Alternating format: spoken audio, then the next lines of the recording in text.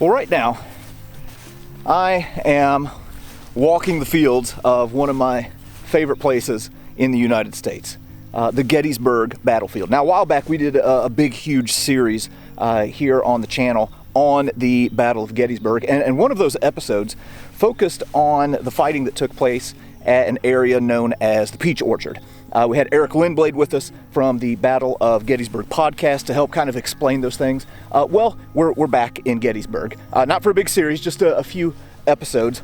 And today we're going to dig into the fighting at the Peach Orchard a little bit deeper, look at it from some different perspectives. As a matter of fact, I'm standing on the Confederate line right now where the assault on the Peach Orchard took place. And this one's going to be different, at least for me. We're going to have a few more people today. We're going to have the guys from the Battle of Gettysburg Podcast and from the Addressing Gettysburg Podcast and about 100 other people.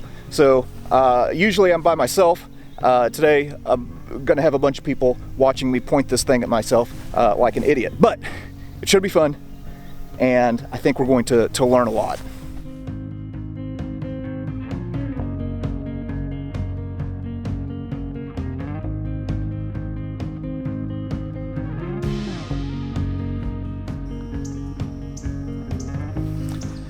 Okay, now I mentioned that I'm on Seminary Ridge, and the conventional wisdom is that this was the Confederate line. What some people may not realize is that in the late morning hours of July 2nd, there were actually Union soldiers right here along this ridge. So I'm going to show a few things here real quick, and then we're going to move along.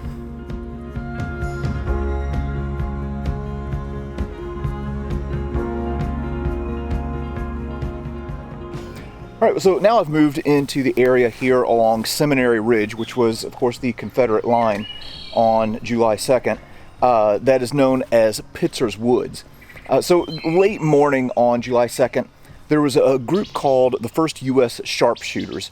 This was a group, they were also known as Berdan's Sharpshooters, that were kind of an elite group. You can kind of almost think of them as like a special forces group in the Civil War. Very highly trained, excellent marksmen. But about 100 of them were sent into these woods, supported by the 3rd Maine Infantry Regiment, to do a bit of a reconnaissance mission to try and find out where the Confederates were. And right here in these woods, they found them. Here is a monument in Pitzer's Woods that here it says this monument is dedicated to the brave men of this command who fell at Gettysburg. So this is a monument to the U.S. Sharpshooters, and over here it says 100 sharpshooters reconnoitered to this spot at about 12 noon on July 2nd, 1863, losing here 19 men. They first developed the enemy's threatened attack upon our left and rear. One interesting thing about Berdan's Sharpshooters, they wore different uniforms. So they had like a green uniform, which was, it makes a little bit more sense, in our modern way of thinking, camouflaging yourself with the environment. And there was an interesting test that they had to do in order to qualify to be a part of the sharpshooters. At 200 yards, they had to fire 10 shots, and all 10 of those shots combined had to be had a combined distance of 50 inches from the bullseye. So you could have one that was maybe 2 inches from the bullseye and another one that was 8, but all 10 couldn't add up to more than 50 inches.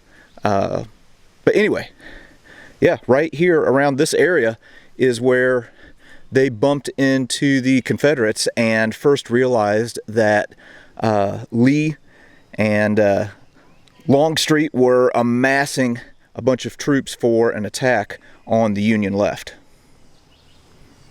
Real quick, here is another monument here in Pitzer's Woods that was erected by the state of Vermont. So you would have had guys from New York and guys from Vermont here in the 1st U.S. Sharpshooters. And it says, the state of Vermont to the officers and men of Company F, 1st U.S. Sharpshooters, 2nd Brigade, 1st Division, 3rd Corps. Of course, 3rd Corps, that is going to be under the command of Dan Sickles.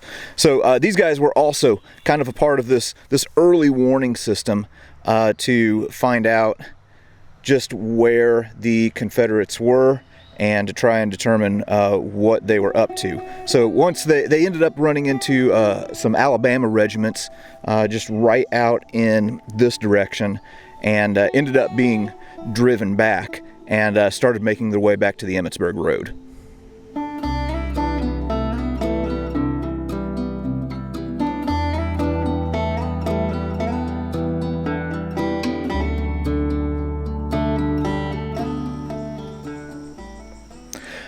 So again, we are standing on Seminary Ridge, where the Confederates launched their attack from on day 2 of the battle. So off here in the distance, this is the area of the peach orchard and the Surfy farm.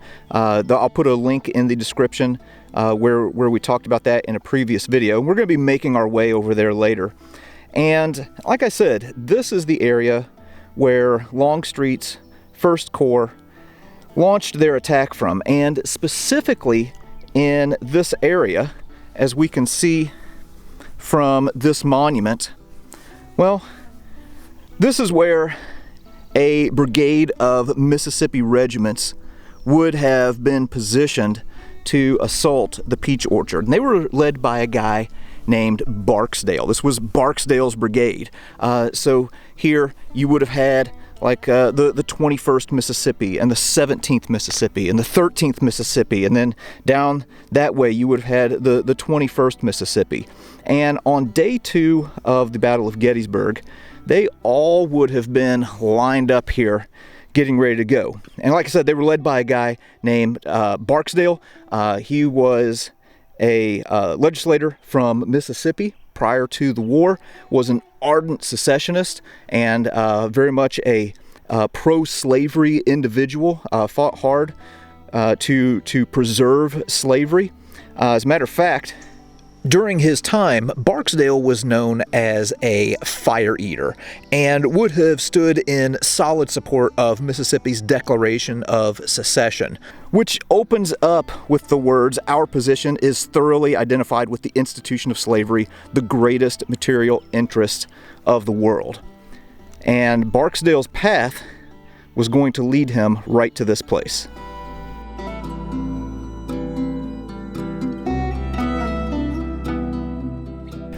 Okay, so I'm making my way back now to where we are meeting up with the group.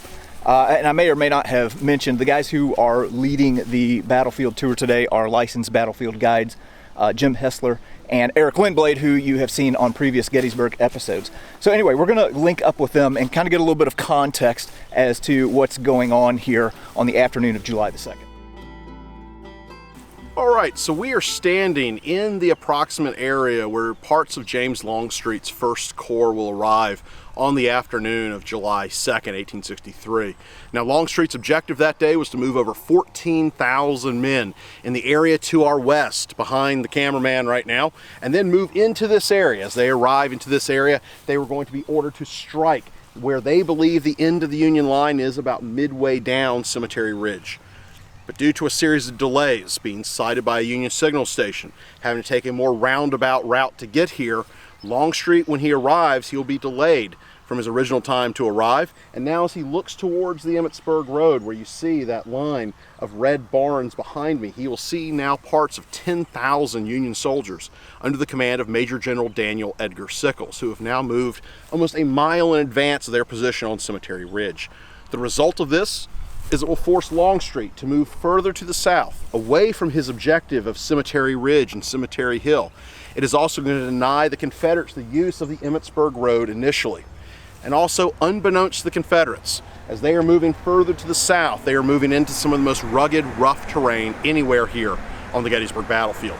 The end result, Longstreet's attack will not begin until about 4 o'clock on the afternoon of July 2nd.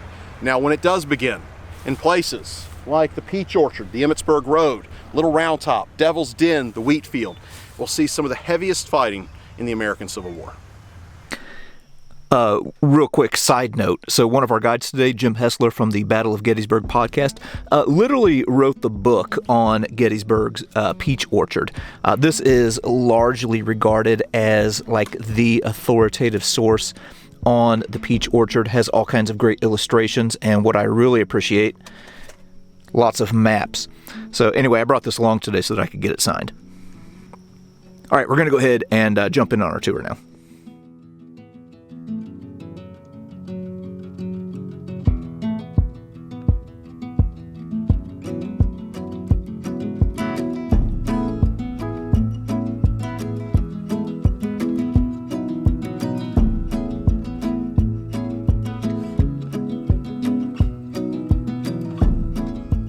All right, so once again, just for the sake of space and context, I'm looking to the north right now along Seminary Ridge, where the Confederate line would have been. Our Mississippi guys in Barksdale's brigade would have been right here. Beyond that would have been some of the Alabama regiments that had ran into the 1st Us Sharpshooters. And then if we look in the distance, okay, well, you can see right here is the Surfy farm that we talked about in a prior video that I'll put a link to in the description. There's the barn on the right and the Surfy House on the left. You would have had men from a couple different Pennsylvania regiments who would have been staged up there. To the right is Surfy's peach orchard, and from where I'm standing right now is where Barksdale's men would have set out on the afternoon of July the 2nd. And Barksdale, his name is kind of appropriate because he's kind of like a dog on a chain here on the afternoon of the 2nd. He's ready to go, and Longstreet is kind of like holding his chain and is eventually going to unleash him.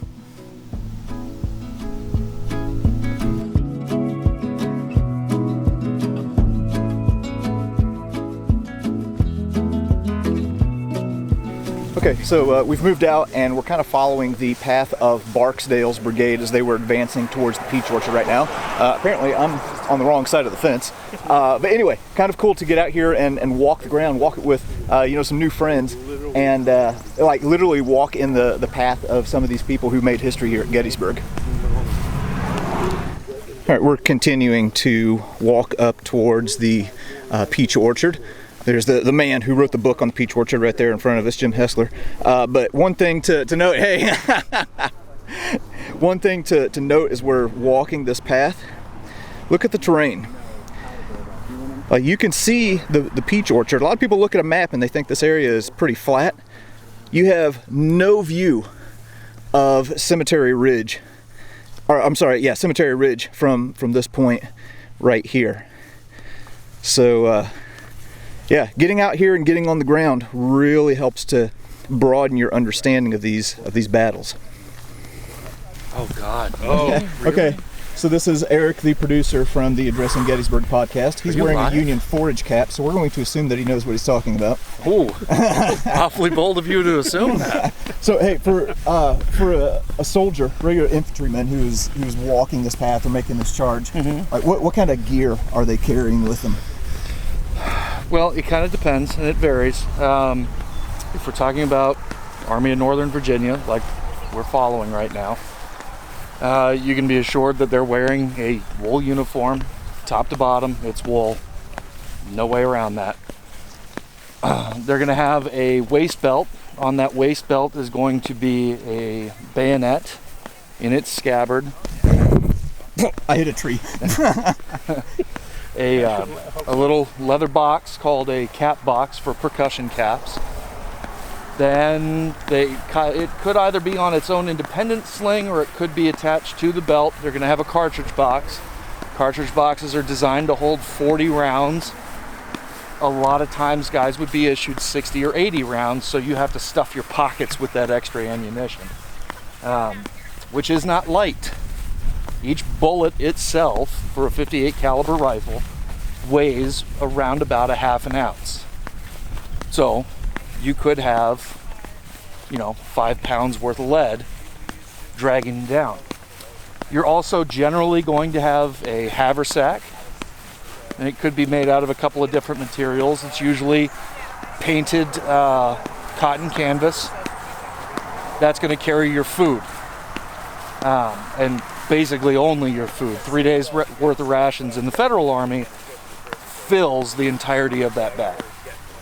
You're also going to have a canteen. In the Confederate Army, it could be anything from a wooden drum canteen to a tinned iron spherical canteen like the Union Army is using.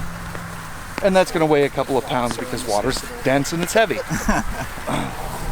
You may or may not carry a knapsack or a blanket roll into an attack. There are some instances where that gets dropped ahead of time, but usually that only happens once, maybe twice in a regiment's lifespan, because they almost certainly never go back to pick it up.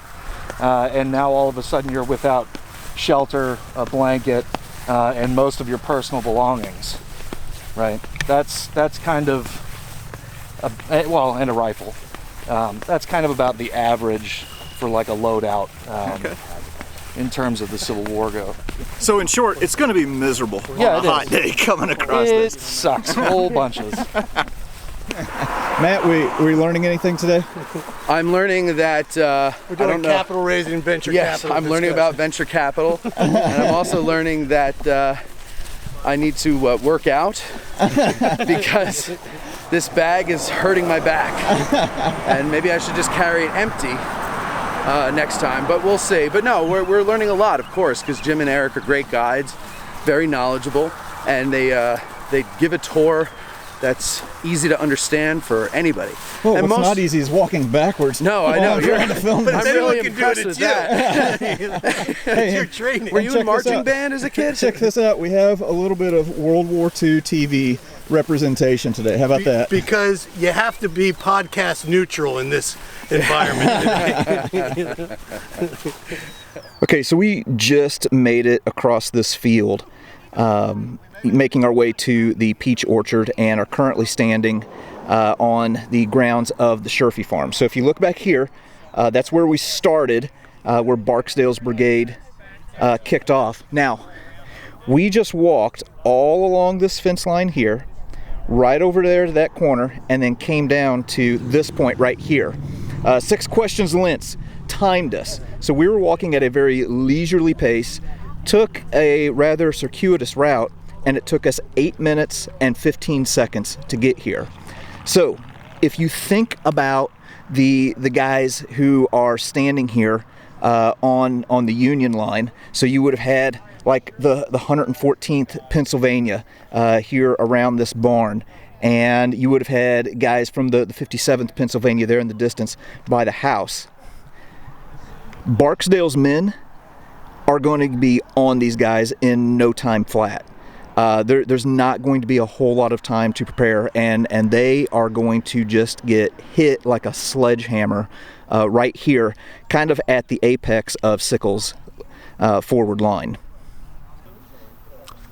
All right, so we are standing here at the Joseph Surfy farm along the Emmitsburg Road at Gettysburg. We have basically, with our group, just walked and recreated the most magnificent charge of the Civil War, the charge of William Barksdale's Mississippi Brigade. So let's take a look and kind of see what is behind me. You're looking at basically Warfield, or the lower end of Seminary Ridge, where on the late afternoon of July 2nd, James Longstreet's 1st Corps stepped off on their attack against the Union Army's left flank. The ground behind us, Warfield Ridge, was specifically William Barksdale's Mississippi Brigade, about 4 regiments of about 1,600 troops or so, and Barksdale, known as one of the most fiery, combative brigadier generals in the whole Army of Northern Virginia. He's a great combat leader, and he is ready to go. Now, as as Longstreet's attack began at about 4 o'clock in the afternoon, hitting areas like Little Round Top, Devil's Den, and the Wheat Field.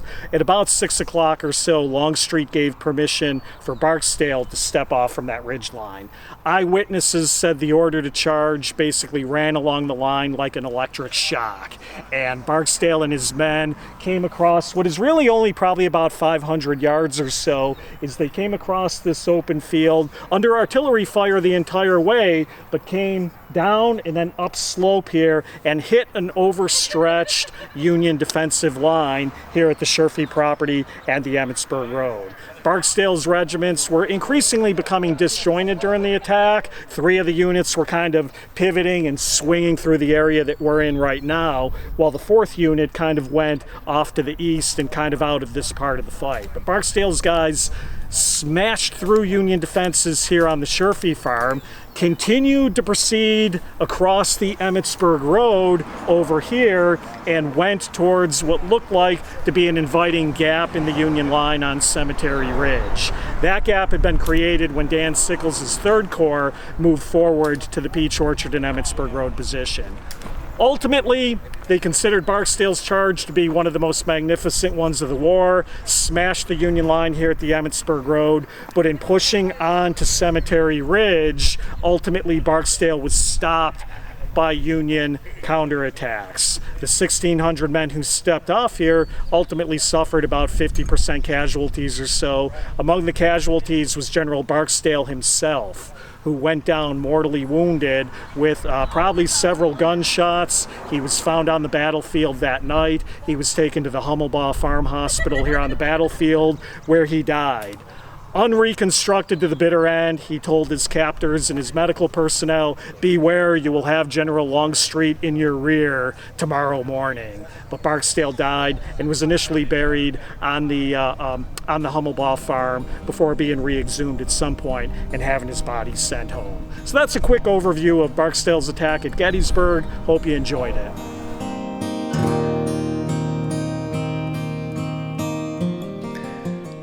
Okay, and also here on the Surfy farm is the Surfy House, which is going to be right in the middle of all of this. Now, Eric Lindblade and I covered this on our video on the Peach Orchard, so I'm not going to go too in depth here, but I think it bears repeating that if you look at this house, well, you can see bullet strikes and pockmarks all over the house. Some of these pockmarks might be from canister fire, and that's something that is kind of unique about the fighting that takes place here at the Peach Orchard. So again, if we look back over here,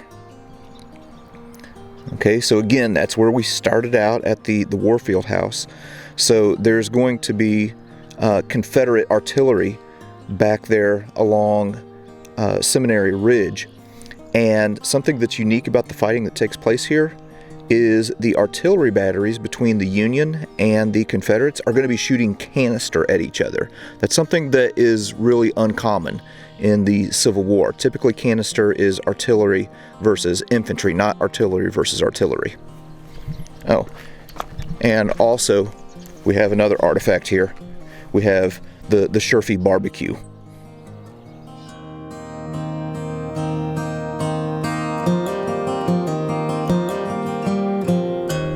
All right, well, there you go. That is the end of our group tour. Learned a lot today. There is so much to this battle that no matter how much you learn, there's always more. The action here at the Peach Orchard for the Confederates is really kind of symbolic of what we see throughout the Battle of Gettysburg and also the Civil War for the Confederates. Is oftentimes, more often than not, they've got enough to deliver a good solid punch, but kind of lack the resources and the capabilities to follow through. So just like with Barksdale's brigade, hits hard, makes it to the Peach Orchard, but just can't exploit that initial success and make it all the way to Cemetery Ridge. But anyway, if you want to continue learning about the Battle of Gettysburg, two of the best resources that I can recommend are Battle of Gettysburg Podcast and Addressing Gettysburg. Just absolutely phenomenal. I've learned so much from listening to both of those, and of course Jim Hessler's book on the Peach Orchard is insanely good. I'll put a link to it in the description. But for now, we're going to go ahead and hop back in the rental and head off to the next place.